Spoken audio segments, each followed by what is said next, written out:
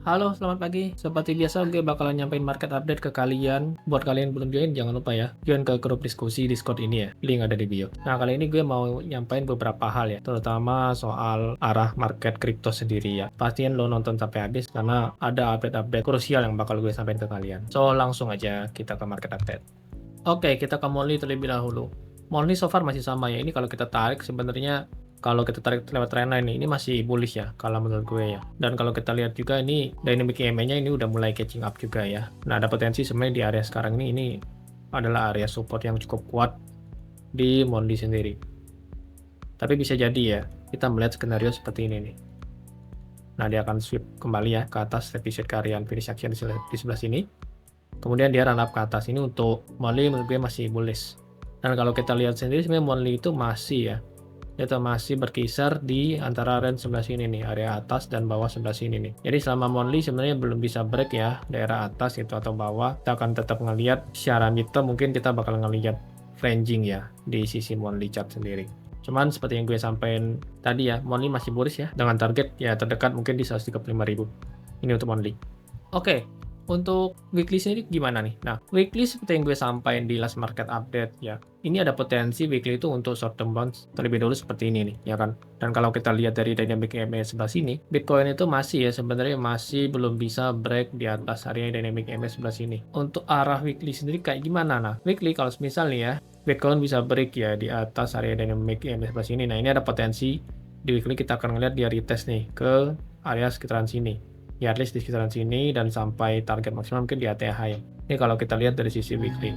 Dan kurang lebih sebenarnya sama ya, weekly itu so far Bitcoin itu masih ranging di situ-situ aja, belum kemana-mana gitu ya. Nah, hal yang butuh kita perhatiin adalah nanti ketika Bitcoin nggak bisa mempertahankan area support sebelah sini, nah ada potensi memang Bitcoin itu akan drop ya ke area mana ya, ke area sekitaran sini nih. Ini target yang bisa dijadiin acuan untuk terdekat ya. 100.000 ini masih menjadi target area psikologis lah kalau menurut gue pribadi. Ini untuk di weekly time frame sendiri ya. Oke, untuk daily. Nah, daily kalau gue sendiri ngelihat sekarang Bitcoin tuh udah break ya di area trendline sebelah sini. Meskipun kalau kita lihat ini masih berada di area resistance sebelah sini ya. Di sekitar area 112.000 ya, 112 sampai 113.000 lah ya. Bitcoin tuh masih bertahan di sekitaran sini nih. Cuman kalau kita lihat ya, ini gue pribadi ngelihat mungkin ya area short term ya. Short term tuh menurut gue pribadi Bitcoin ini justru malah relatif bullish ya dengan keadaan sekarang. Bisa jadi ya akan ada fallback ke bawah dan kemudian bakal retest kembali sampai akhirnya dia breakout. Target terdekat mungkin kita bisa set di sekitar area segini nih. Ya kan, 115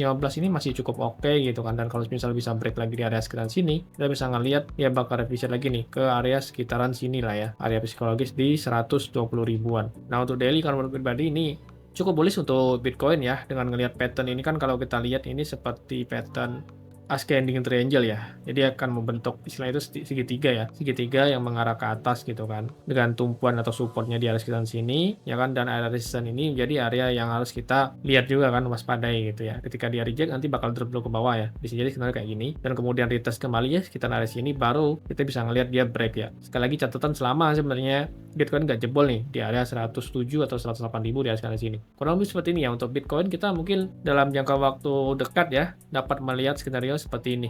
Ini untuk Bitcoin. Nah, nextnya gue mau ngelihat dari sisi altcoin ya, mungkin dari sisi others gitu. Oke, ini untuk others. Nah, others nih kalau gue ngelihat ya, ini kalau kita enable line-nya ya, bukan pakai candlestick. Ini others tuh break ya sebenarnya, break dari area diagonal resistance area ya gitu ya. Kemudian kalau kita lihat juga, ini ada potensi sebenarnya yang namanya itu divergence ya. Di area sekitar sini, others, kalau kita lihat trennya itu turun ya, dan kita lihat sebenarnya dia masih respecting support trendline sebelah sini. Tapi kalau kita lihat dari sisi stokastik, nah ini mulai naik ke atas nih. Dan ini juga sebenarnya didukung dari stokastik yang mulai crossing up ke atas. Nah, menurut gue pribadi ini ada potensi ya. Ya, kemungkinan besar akan retest kembali ke area sekitar sini dan maksimal mungkin di sini ya. Kita bisa ngelihat skenario seperti ini nih dalam jangka waktu dekat ya.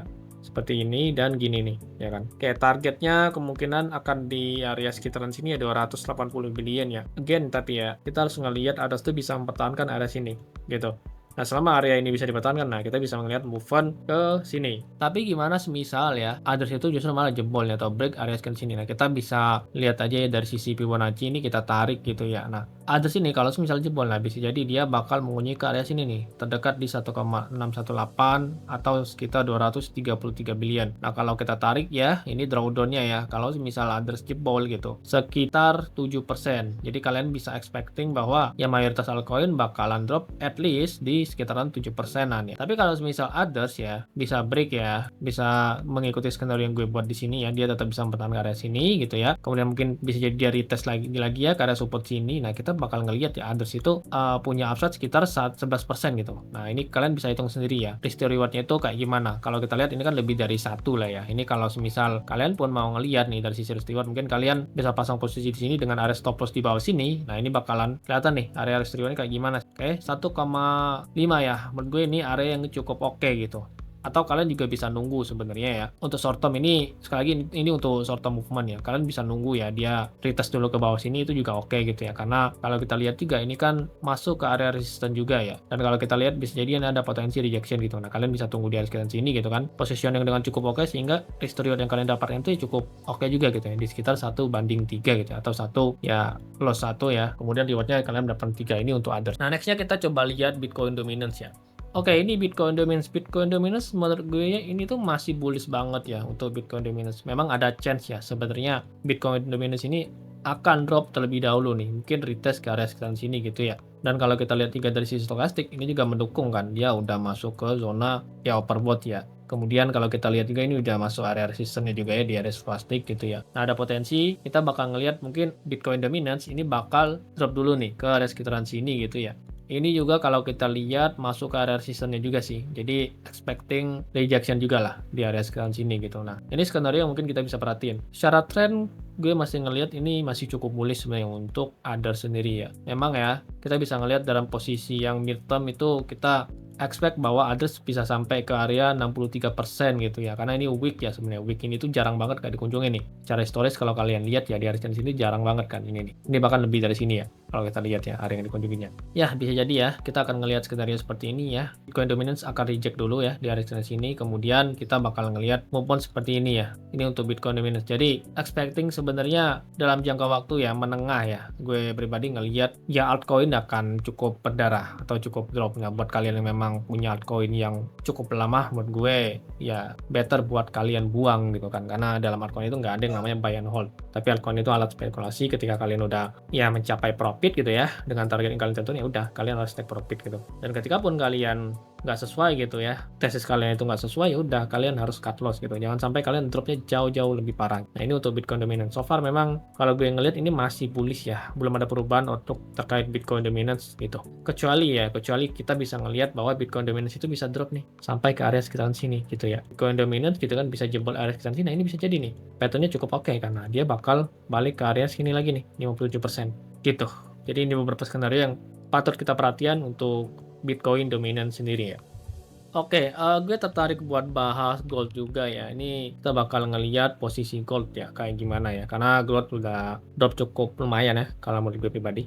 Oke, ini ya, ini kalau mau ngelihat gold sendiri ya. Nah, gold ini kalau kita lihat ya, ini kan ada di area support psikologis ya. Di area sekitaran sini itu area support psikologis sekitaran sini. Nah, kalau kita lihat ini kan di daily ya. Di daily itu gue ngelihat ini ada potensi sweep sebenarnya di area sekitaran sini nih. Ini kan ada potensi sweep nih, ya kan. Terus kalau kita lihat juga ini ada potensi sebenarnya divergence juga kan. Nah, ini kalau kita tarik ya kan, ini kan trennya nih. Ya kan, kalau kita lihat trennya naik gitu kan. Dan kalau kita lihat ini juga stokastiknya udah mulai drop nih ya. Dan kalau kita lihat juga ini ada potensi sebenarnya stokastiknya crossing up ke atas. Nah, untuk gold kalau memang kalian punya conviction, kalian tuh bisa ambil setup seperti ini ya. Kalian bisa ambil setup seperti ini ya selama gold bisa mempertahankan area psikologisnya dari kanan sini. Ini kan bertepatan juga ya. Ini kan area support psikologis gitu ya. Terus dynamic EMA juga bertepatan dengan area trendline di sini. Jadi ada multiple support kalau menurut gue ya. Ini kalian bisa set di sekitaran sini nih ya kan, dengan risk to reward yang bisa kalian sesuaikan sendiri ya. Gitu. Nah, untuk gold kalau menurut pribadi atau XAU di sini masih cukup oke ya. Masih cukup bullish ya gitu. Atau sebenarnya kita bisa lihat juga ya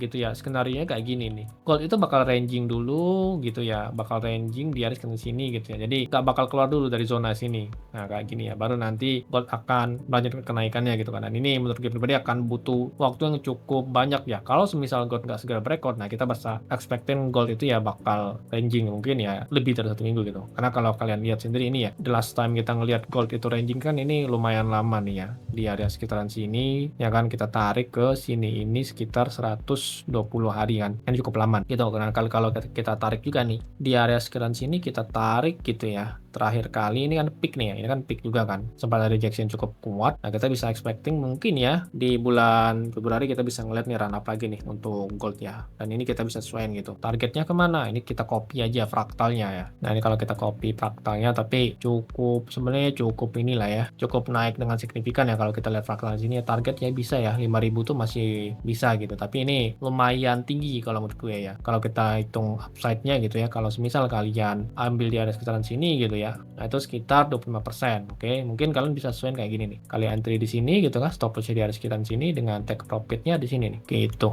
Jadi ada upside sekitar 25% di posisi sekarang. Mereka kan expecting bahwa ini bisa jadi nih rangingnya selama ini ya. Nah, ini untuk gold ya, menurut gue masih bullish, tapi ada potensi dia akan ranging ya terlebih dahulu gitu ya, sebelum dia run up lagi dengan cukup signifikan ya di area sekitar sini nih.